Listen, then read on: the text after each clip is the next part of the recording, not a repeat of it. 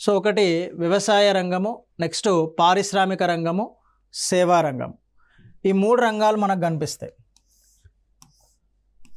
Okay, so దీంట్లో ప్రతి దాంట్లో ఉపాధి అవకాశాలు కనిపిస్తాయి.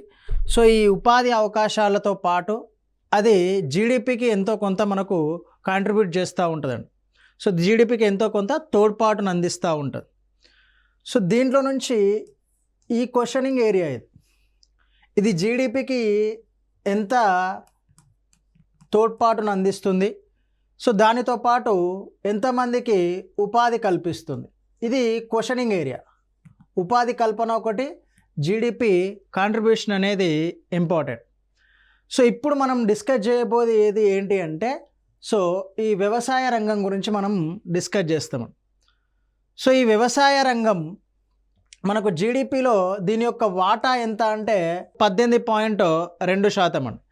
అంటే సో జీడిపి 100%కి కనుక మనం క్యాలిక్యులేట్ చేస్తే, సో దాంట్లో నుంచి జీడిపిని 100%కి క్యాలిక్యులేట్ చేసినాము.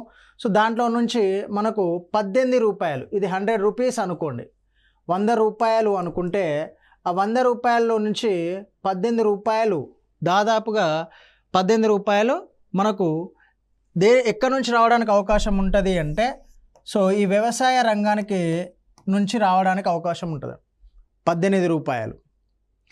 సో మొత్తం జీడిపిలో అది మనకు అందించే వాటా, అంటే వ్యవసాయ రంగం ద్వారా వచ్చే ఆదాయము అనుకోండి.